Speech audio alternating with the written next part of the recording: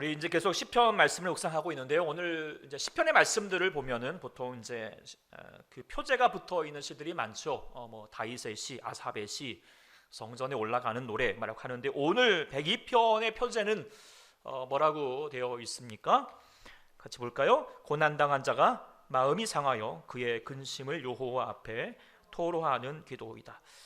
고난당한 자가 이 이름도 없고 직분 뭐 소속도 분명히 나타나지 않았지만 지금 고난당한 가운데 있다. 마음이 상하였다. 그리고 그의 근심을 여호와 앞에 토로하고 있다. 어떤 내용일까? 이제 조금 더 실감 있게 보기 위해서 3절부터 좀 그 내용이 자료로 나오는데 우리말 성경으로 좀 보도록 하겠습니다. 한번 여러분들 보면 되겠는데요. 내 하루하루가 연기같이 사라지고 내 뼈들이 난로처럼 타오릅니다. 내 마음이 풀처럼 짓밟히고 말라버려 먹는 것조차 잊었습니다. 내가 큰 소리로 단식하니 피골이 상접했습니다. 내가 광야의 펠리건 같고 사막의 올빼미 같습니다. 내가 누워도 잠을 이루지 못하니 지붕 위에 혼자 있는 한 마리 새 같습니다. 내 적들이 하루 종일 나를 조롱하고 있습니다. 미치도록 나를 싫어하는 사람들이 맹세코 나를 반대하겠다고 합니다. 내가 쟤를 빵같이 먹고 눈물을 물처럼 마십니다. 이것은 주의 크나큰 진노 때문입니다. 주께서 나를 내던지셨습니다. 내 하루가 길게 기울어지는 그림자 같으니 내가 풀처럼 시들어 갑니다.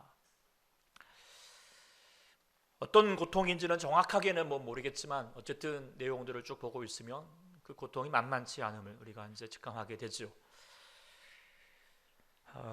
근데 이제 이 시인의 가장 깊은 고통이 무엇일까? 육신의 고통도 아니고 사람들의 비웃음도 아닙니다. 가장 먼저 얘기하고 있는 1, 2절 부분을 다시 한번 읽어보도록 하겠습니다. 1, 2절입니다. 시작. 네, 여호와여 내 기도를 들으시고 나의 부르짖음을 나의 괴로운 날에 주의 얼굴을 내게서 숨기지 마소서. 내게 기울이사 내가 부르짖는 날에 속히 내게 응답하소서. 이 너무 깊은 고통 속에서 하나님께 기도하고 있습니다. 그리고 주의 얼굴을 구하고 있습니다. 그리고 속히 내게 응답하기를 구하고 있습니다. 그런데 어떻게 속히 응답하셨을까요? 속히 응답하지 않으셨던 것 같습니다. 기도가 하여도 아무 소리가 없고 부르짖는데도 하늘은 닫혀져 있고 얼굴을 찾는데 하나님은 얼굴을 돌리시고 있는 것 같은 것입니다.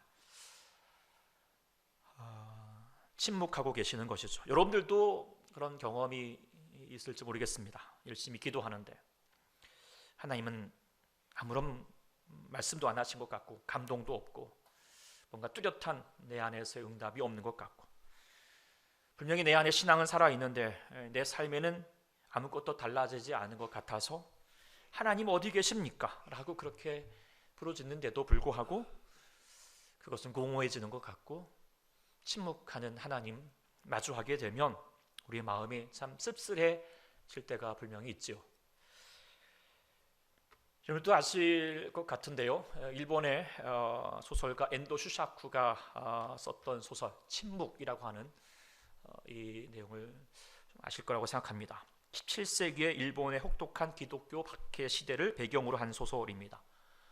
포르투갈 출신의 젊은 예수의 사제 로드리게스 신부가 그의 스승이 배교했다라고 하는 소식을 듣고 믿을 수가 없어서 그리고 직접 일본 땅에 들어가게 됩니다. 그는 복음도 전하지만 그의 스승이 왜 배교했을까? 그 진실을 확인하기 위해서 목숨을 걸고 비밀리에 일본에 상륙합니다. 그러다가 두 명의 이제 일본인 신자 모키치와 이치조를 만나게 되는데 그가 이제 다시 일본 사람들에게 발각이 되면서 예수의 상을 십자가를 침을 뱉고 해주면 너는 살려주겠다라고 했지만 그것을 끝까지 거절하다가 바닷가에 세워진 그 나무 십자가에 신자들이 묶어 놓고 조수간만의 차로 서서히 죽어가게 하는 미즈세베라고 하는 일명 그 고문을 이제 당하는 것을 숨어서 목격하게 됩니다. 물이 차오르면 숨이 막힐 수밖에 없게 되고 물이 빠지면 다시 추위와 갈등으로 시달리게 됩니다. 이 과정을 며칠 동안 반복하다가 그들은 서서히 힘을 잃고 죽어가게 되는 것이죠. 이 광경을 목독하고 있는 이 로드리게스 신부는 자신들로 인하여서 대신 고통받고 있는 것을 보면서 극심한 죄책감의 고통 가운데 시달리게 됩니다. 그러면서 기도하게 되지요. 하나님께서 기적처럼 구출해 주시거나 하나님이 하늘을 가르시고 저 나쁜 악인들을 심판해 주시기를 기도합니다. 그런데 아무런 응답이 없습니다. 이 장면에서 이제 소설책을 보고 있으면 신부를 가장 절망하게 만드는 것은 신자들의 비명보다도 자연의 평온함과 하나님의 침묵이라고 이렇게 되어 있습니다. 소설책에 보면 이렇게 등장하고 있습니다. 그들의 죽음 뒤에도 바다는 여전히 창백하게 펼쳐져 있었고 파도는 그저 아무 일 없었다는 듯이 해변을 핥고 있었다. 묵기치의 시신이 십자가 위에서 씻겨 내려가고 있다. 그리고 바다는 아까와 마찬가지로 단조로운 소리를 내며 계속 출렁거리고 있었다. 하나님은 여전히 침묵을 지키고 계셨다. 소설의 저자인 엔도 슈사쿠 자신도 일본에서 이제 소수자로 카톨릭 신자로 살아왔던 사람입니다. 그리고 이 소설을 통하여서 단지 역사를 기록하려고 한 것이 아닙니다. 그도 묻고 싶었던 것 같습니다. 믿는 자가 고통받고 있을 때 하나님은 어디 계셨는가? 하나님은 왜 침묵하시는가? 이것은 17세기 일본 신자들만의 질문이 아닐 것입니다. 오늘 본문 시편 기자도 같은 질문을 가질 수밖에 없었죠. 하나님 속히 응답하십시오. 그런데 응답하시지 않는 침묵에 대해서 하나님 마음을 고통 가운데 있습니다. 어쩌면 오늘 이 자리 가운데 계신 여러분들도 이 질문 가운데 있을 수도 있겠다라는 생각을 보게 됩니다. 그렇지만 이게 하나님의 침묵에 대하여서 이해하기도 답하기도 쉽지 않은 것 같습니다. 저도 하나님의 침묵에 대해서 깊이 또 오랫동안 씨름했던 시간을 가졌습니다. 그것에 대하여서 분명한 답을 얻기도 쉽지 않은 과정들이 있었죠. 근데 오늘 이제 이 말씀 다시 묵상하게 되면서 지난번에 우리가 마태복음 순환 기사를 통해서 조금이라도 좀 헤아릴 수 있는 계기를 갖게 되었고, 그래서 여러분들과 함께 심오한 뜻을 다시 이제 2주간에 걸쳐서 이번 주와 그리고 다음 주에 걸쳐서 같이 나눠보고자 합니다. 오늘 마태복음 기사를 보게 되면 예수님께서 이제 대제사장 가야바 뜰에 끌려오게 됩니다. 온 공회가 예수를 죽이려고 거짓 증언을 찾고 있습니다. 사람들이 앞다투어서 나서서 예수님을 고발하고 정죄하고 모욕합니다. 그때 예수님께서 어떻게 하십니까? 63절에 분명히 말하기를 예수님은 침묵하셨다고. 아무 말씀도 하지 않으셨습니다. 변명도 없으셨습니다. 반박도 없으셨습니다. 자신들을 정죄하는 자들을 향하여서 그저 침묵하셨습니다. 예수님은 여기서만 침묵한 것이 아닙니다. 67절 또 이하에 보면은 사람들이 예수님의 얼굴에 침을 뱉고 주먹을 치고 어떤 사람이 손바닥을 떼었는지 네가 한번 맞춰봐라, 선지자 노릇해봐라, 그렇게 조롱하고 멸시하고 폭력을 가합니다. 그러나 여전히 주님은 침묵하시지요. 예수님의 제자들이 다 떠나가고 그나마 멀찍이 따라오던 베드로가 예수님을 3번이나 부인할 때에도 여전히 묵묵하셨습니다. 헤로드 왕도 빌라도 법정에서 이렇게 신문할 때에도 침묵하셨고, 살점이 떨어지고 온몸이 뼈가 바스러지는 채찍질에도 신음소리만 내실 뿐이었고, 그 무거운 십자가를 끌고 골고다 언덕길이 오르실 때에도 주님은 침묵하셨습니다. 오직 십자가 위에서 그 처절한 고통 속에서 7마디의 말씀만 남기시고 주님은 그렇게 침묵 속에서 죽으셨습니다. 만약 저와 여러분들이 오늘 이 본문에 예수님의 자리에 있었다면 어떻게 했을까요? 내가 아무런 잘못도 없는데 누군가 나를 모함하고 그래서 나를 못 쓸 사람으로 말하고 다니면 여러분들은 어떻게 하겠습니까? 더군다나 있지도 않은 사실을 거짓말로 엮어서 모함하며 들면 가만히 있을 사람이 별로 없을 것입니다. 시시비비를 가려서라도 어떻게 해서라든지 자기를 변호하는 것이 정상일 것입니다. 물론 재판 용어에도 묵비권이 있죠. 자기에게 불리한 증언은 하지 않아도 되는 권리입니다. 그러나 예수님은 지금 묵비권을 사용하는 것이 아닙니다.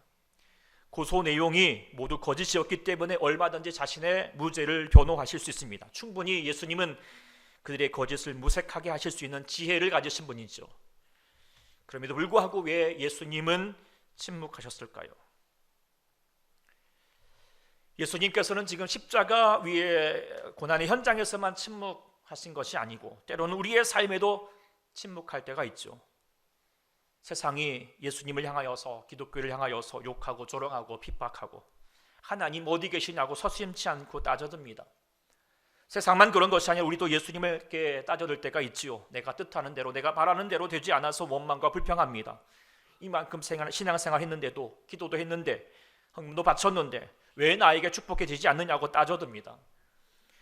또한 뜻하지 않은 고난, 아무리 돌아보아도 이해할 수 없는 고통의 속에서 더욱 하나님께 소리를 높이게 됩니다. 그 고통 속에서 기도할 때 대답해 주시면 좋겠는데 뚜렷한 응답도 없으시고 조용하기만 한다면, 침묵하기만 한다면 우리는 더욱더 하나님을 향하여서 이해할 수 없게 되어가는 것이죠. 아마 여러분의 삶에도 이런 앞선 내용처럼 심각한 것이 아닐지라도 이런 질문들을 가질 때가 많을 것입니다. 하나님의 침묵에 답답할 때가 있을 것입니다.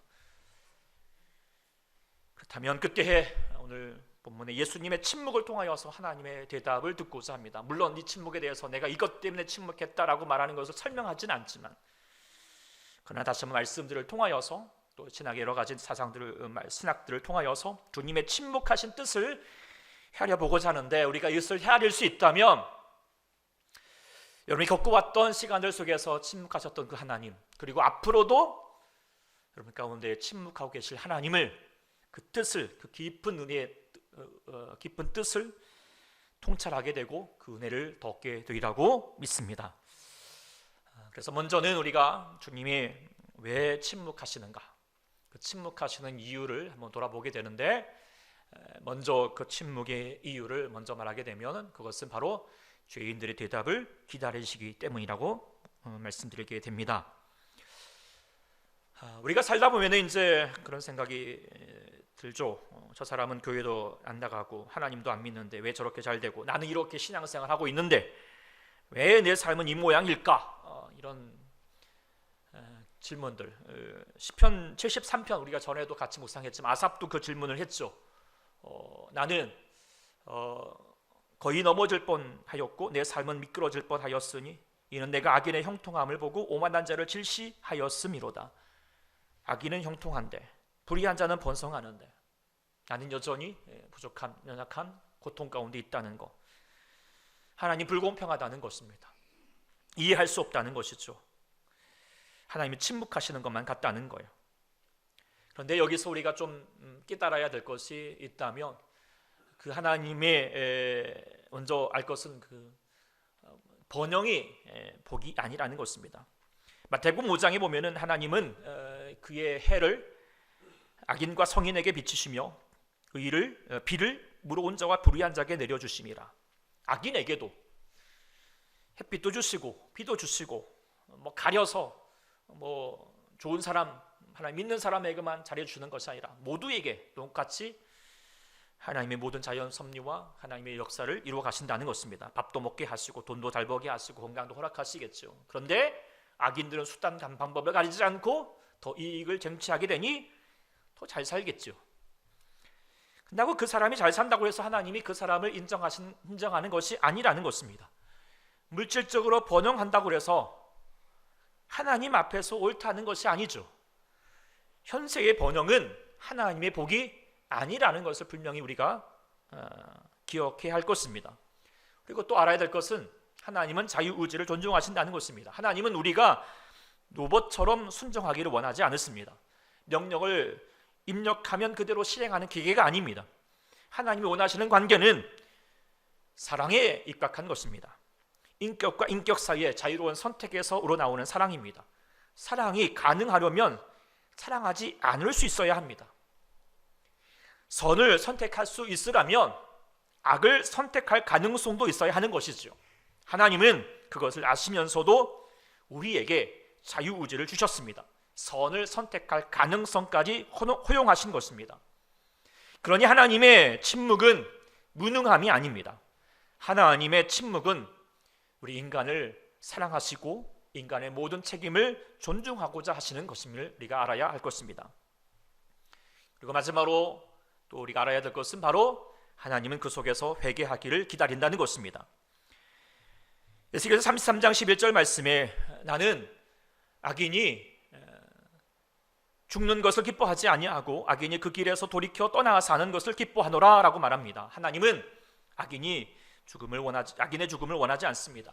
심판을 서두르지 않습니다. 왜냐하면 그가 돌아올 기회를 주기 위하기 때문이죠. 돌아올 수 있도록 원하십니다. 베드로후서 3장 9절에도 주께서는 어떤 사람이 더디다고 생각하는 것 같이 약속에 대하여 더디지 아니하시고 오직 너희를 대하여 오래 참으사 아무도 멸망하지 않고 다 회개하기에 이르기를 원하노라. 하나님의 침묵은 바로 기다린다는 거예요. 심판을 포기한 것이 아니라 당장 심판할 수 있음에도 불구하고 심판하지 아니하고 그가 다시 회개하여서 돌아오기를 오래 참고 기다리심이 바로 침묵의 시간인 줄 믿습니다. 그런데 우리가 또 알아야 될 것은 뭐냐면 하나님은 침묵하시기 전에 이미 충분히 말씀하신다는 것이죠. 오늘 이 산해드린 공의회에서 주님은 침묵하셨지만 그러나 처음부터 침묵하신 것이 아닙니다. 하나님은 말씀하셨습니다. 충분히 반복해서 말씀하셨지요. 이 대제사장과 서기관들과 바리새인들, 이 산해드린 공의회 지도자들 향하여서 예수님은 수도 없이 말씀하셨죠. 23장에도 계속해서 화 있을진저 라고 하면서 그들을 향하여서 책망하셨습니다.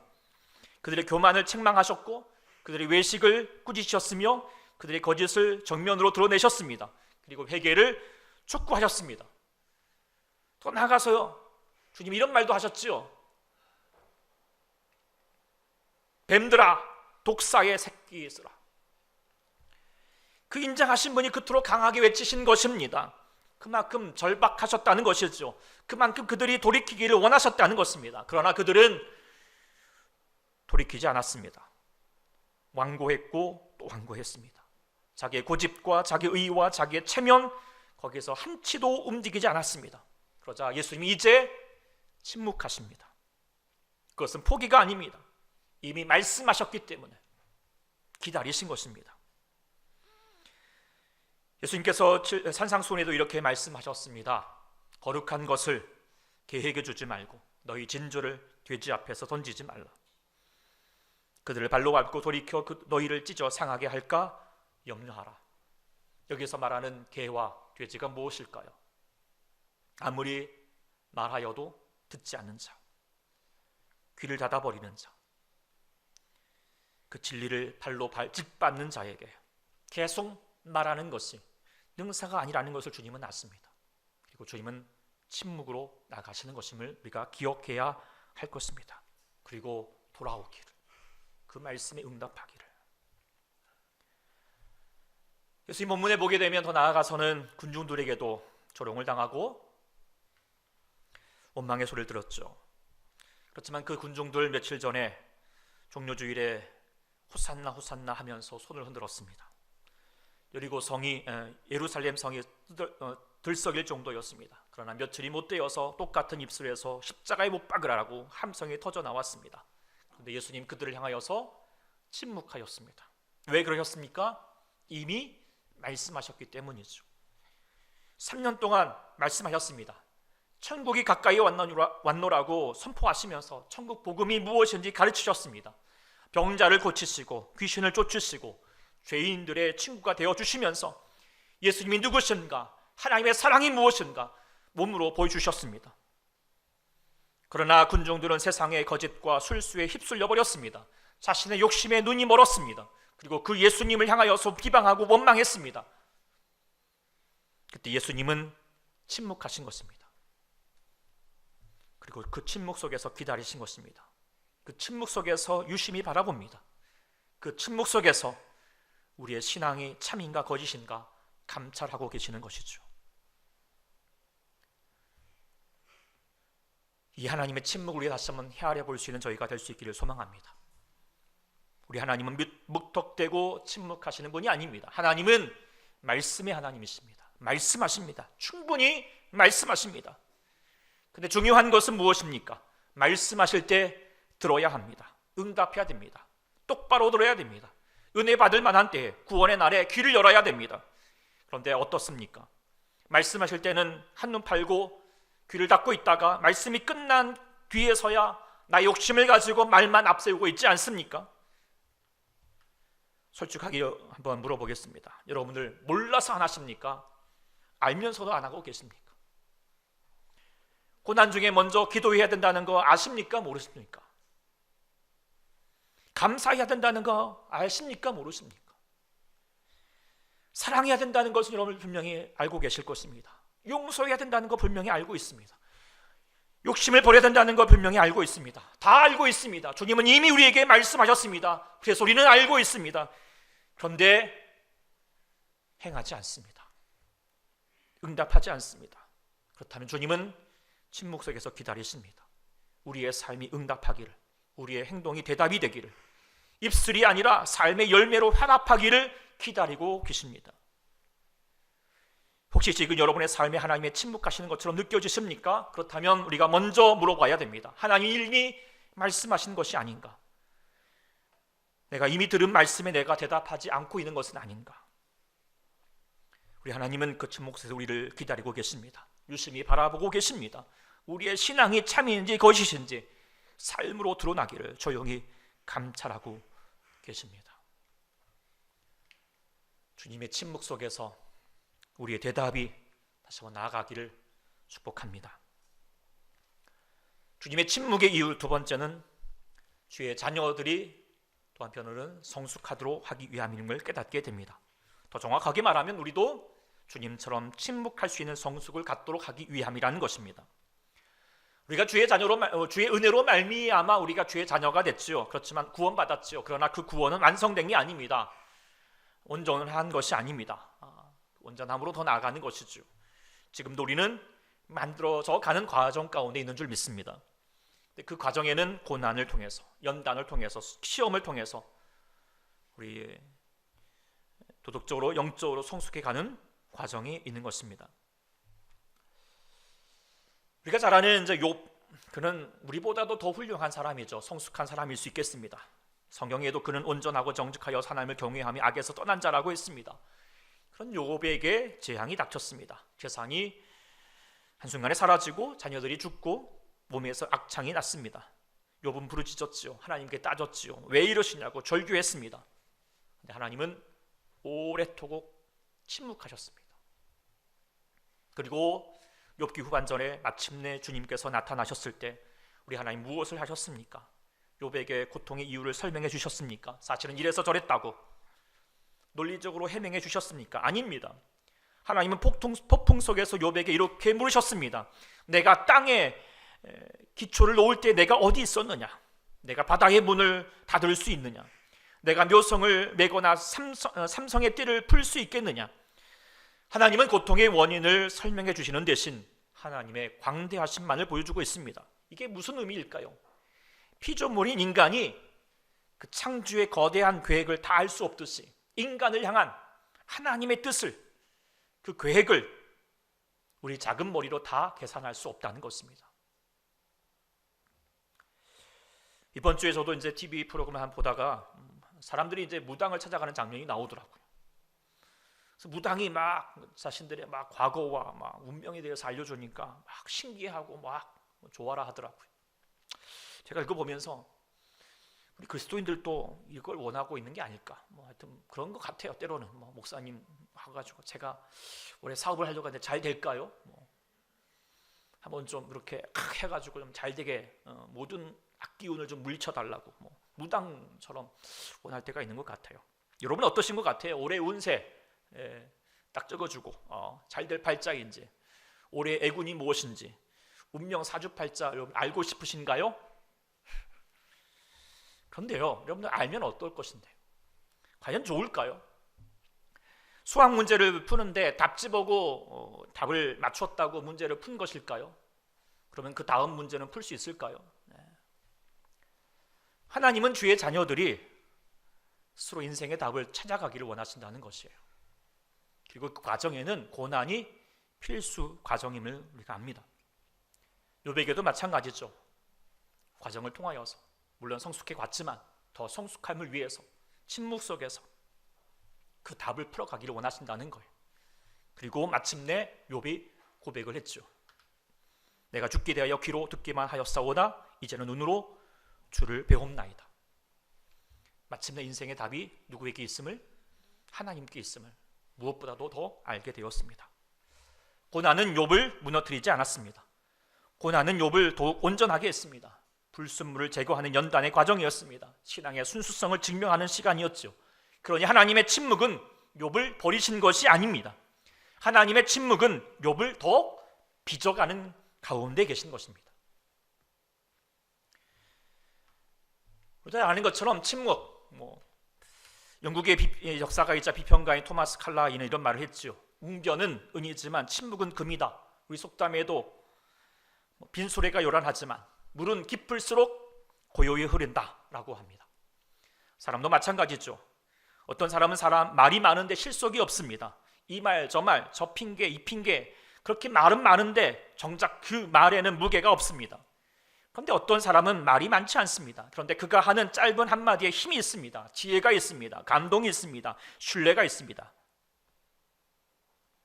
성숙이라고 하는 것은 말을 잘하는 게 아니잖아요. 말을 절제하면서 차라리 그 말을 들을 수 있는 사람이, 경청할 수 있는 사람이 더 성숙한 사람인 우리가 분명히 알고 있습니다. 그 성숙함이 어디서부터 올까요? 그것은 바로 침묵에서 옵니다. 침묵을 아는 사람의 말은 다릅니다. 침묵을 통해서 깊어진 사람의 삶은 다릅니다. 하나님께서는 때론 우리에게 침묵하시는 것은 우리가 그런 성숙한 사람으로 만들어가기 위함임을 우리가 깨달을 수 있게 소망합니다. 눈에 보이는 현상이 아니라 믿음만으로 하나님을 붙드는 사람으로 빚어가기 위함입니다. 침묵은 하나님의 부재가 아니라 침묵은 더 깊은 신뢰를 요구하시는 하나님의 과정임을 우리가 깨달아야 할 줄 믿습니다. 그런데 이 침묵이요, 어렵습니다. 평안할 때 침묵한 거 어렵지 않겠죠. 그렇지만 문제는 억울하고 힘들 때 침묵하는 것입니다. 누군가 나를 오해했을 때, 억울하게 모함을 당했을 때, 열심히 했는데 손가락을 받았을 때, 그때 입을 가만히 다물고 있는 거 정말 힘들다는 거 분명히 알 것입니다. 대단한 내면의 힘이 없이는 침묵하는 것이 가능하지 않습니다. 그렇다면 그 침묵은 어디서 올까요? 예수님께서 그것을 보여주셨지요. 주님은 침묵해야 할 그 시간을 앞두고 먼저 겟세마네 동산에 가셨습니다. 혼자서 하나님 앞에 엎드리셨습니다. 땀방울이 핏방울처럼 흘러내리듯이 절규하면서 기도하셨지요. 솔직하게 토해내셨습니다. 아버지요, 할만하시거든 이 잔을 내게서 지나가게 하옵소서. 힘들고 고통스럽다는 거예요. 원하지 않는다는 거예요. 그래서 하나님과 씨름했습니다. 그리고 그 처절한 기도 끝에 마침내 이렇게 기도했지요. 나의 원대로 마시옵고 아버지의 원대로 하옵소서. 온전히 자신을 비우셨습니다. 내려놓으셨습니다. 조용하셨습니다. 그리고 그 기도 이후부터 예수님의 침묵은 시작될 수 있었습니다. 대제사장의 거짓 신문에도 흔들리지 않았습니다. 공의원의 협박 속에도 평온하셨습니다. 군중들의 조롱과 핍박에도 요동하지 않으셨습니다. 그리고 끝까지 골고다의 십자가를 감당하셨습니다. 그 모든 것이 가능했던 것은 겟세마네의 깊은 기도 때문입니다. 기도가 먼저입니다. 기도가 침묵을 만듭니다. 기도가 십자가를 견디게 했습니다. 우리가 계속 보는 시편의 탄식 시도를 보면은 자신의 고통에 대해서 하나님을 향하여서 원망하고 탄식을 하지요. 그런데요, 탄식 시 보면은 갑자기 분위기가 바뀝니다. 하나님을 찬양합니다. 오늘 우리가 보는 시편 102편도 마찬가지 1절부터 11절까지는 그렇게 고통에 대해서 하나님께 호소했죠. 그런데 12절은 뭐라고 합니까? 여호와여, 주는 영원히 계시고 주에 대한 기억이 대대에 이르리로다. 갑자기 하나님을 찬양합니다. 근데 이것은 갑자기가 아니에요. 11절과 12절 가운데 깊은 시간이 있었음을, 깊은 갈등이 있었음을 직감하게 됩니다. 철저한 내면의 싸움이 있었던 거예요. 예수님처럼요. 그리고 마침내 나의 원대로 마옵시고 아버지의 원대로 하옵소서. 하나님의 뜻을 신뢰하고 의지하고 바라보게 됩니다. 그리고 세상을 향하여서 담대하고도 묵묵하게 묵직하게 나갈 수 있게 됩니다. 이것이 죄의 자녀들이 세상을 이기는 법이지요. 우리는 세상을 말로, 우리의 논리로 따져서 이길 수 없습니다. 하나님의 뜻을 가지고 침묵 속에서 우리의 삶을 들어서 우리가 나아갈 때만이 세상을 이기게 될 줄 믿습니다. 그래서 주님도 겟세마네 동산에서 제자들에게 그렇게 되기를 원하셨습니다. 여기 앉아 있으라, 시험에 들지 않도록 깨어서 기도하라. 그런데 그들 제자들은 어디에 있었습니까? 무엇을 했습니까? 잠들어 버렸습니다. 기도하지 않았습니다. 그 결과가 무엇이었습니까? 베드로는 죽어도 주를 부인하지 않겠다고 큰 소리 쳤는데 기도에 실패한 그는 결국 두려움 앞에서 무너져 버렸습니다. 예수님을 3번씩이나 모른다고 부인했습니다. 제자들은 뿔뿔이 도망쳤습니다. 입으로 한 약속을 지킬 힘이 없었기 때문이죠. 기도하지 않으면 우리는 침묵할 수 없습니다. 기도하지 않으면 고난 속에서 무너집니다. 기도하지 않으면 입으로는 충성을 말하면서도 발은 이미 도망가는 방향을 향하고 있는 것이죠. 하나님께서 여러분들 가운데 침묵하고 있다면 그것은 바로 사랑하는 주의 자녀들이기 때문에 여러분을 연단하는 시간일 것입니다. 불순물을 제거하는 것일 것입니다. 그래서 우리는 하나님의 침묵 속에서 또 묵묵히 조용히 겸손하게 나가야 됩니다. 물론 원망하고 싶은 말, 불평하고 싶은 말 물론 쏟아낼 시간이 있겠죠. 그러나 쏟아넣으면서 주님 앞에 씨름하십시오. 그리고 나아가게 되면 마침내 분명히 여러분들도 기도하게 될 것입니다. 하나님, 나의 원대로 마옵시고 아버지의 원대로. 하나님이 옳습니다. 하나님의 방법이 맞습니다. 제가 아닙니다. 제 힘으로 할 수 없습니다. 주님을 붙드는 여러분이 될 수 있을 줄 믿습니다. 그렇게 되면 여러분들에게 힘이 생길 것입니다. 침묵할 수 있는 힘이 생길 것입니다. 억울함을 견딜 수 있는 힘이 생깁니다. 고난을 견딜 수 있는 힘이 생기는 것이죠. 하나님의 침묵은 우리를 무너뜨리려고 하는 것이 아닙니다. 하나님의 침묵은 우리를 더욱더 깊어지게 하려는 것입니다. 더욱더 성숙하기를 원하시는 것이죠. 물이 깊을수록 고요히 흐르듯이 믿음이 깊어질수록 우리의 삶은 그렇게 될 것입니다. 말보다 삶이 먼저이고 소리치는 것보다도 우리의 존재됨이 먼저가 될 것이고 주장보다 기도가 먼저인 사람, 그런 사람을 주님이 빚어가기 위해서 하나님은 오늘 또 우리 가운데 침묵하고 계시는 줄 믿습니다. 여기까지 오늘 말씀을 통하여서 침묵 속에서 우리 하나님께서 요구하시는 말을 묵상하였습니다. 다음 주에는 하나님은 그렇게 왜 침묵하실까? 그리고 그 침묵 속에서 하나님 이루신 바가 무엇인가를 또 묵상해 보고자 합니다. 말씀 마무리하면서 하나님은 왜 침묵하시는가? 정말 무거운 질문입니다. 오늘 시편 기자의 그 이름 없는 그 시인의 상황처럼 앤드류 샤크의 소설 속에 로드리게스의 신부처럼 저는 우리도 침묵 속에서 흔들립니다. 기도함에도 불구하고 응답하지 않고 고통 가운데 있는데 응답하지 않는데 우리 먼저 돌아봐야 됩니다. 주님은 우리에게 이미 먼저 말씀하셨다는 것입니다. 그리고 기다리신다는 것이죠. 우리의 삶으로의 대답을 기다리고 계시겠죠. 그리고 또한 우리가 성숙하도록 주님은 우리를 기다리고 계십니다. 버리신 것이 아니라 빚어가시는 것이죠. 우리가 침묵으로 우리의 삶을 통하여서 하나님의 성숙하신 그 모습들을 나타내고 원하시는 주님이신 줄 믿습니다. 그렇다면 그 침묵하신 하나님의 은혜를 기억하여서 또 침묵 속에서 주님 앞에 간절히 기도하시면서 그 침묵의 묵직한 은혜를 누리시고 전할 수 있는 삶이 될 수 있기를 축복합니다.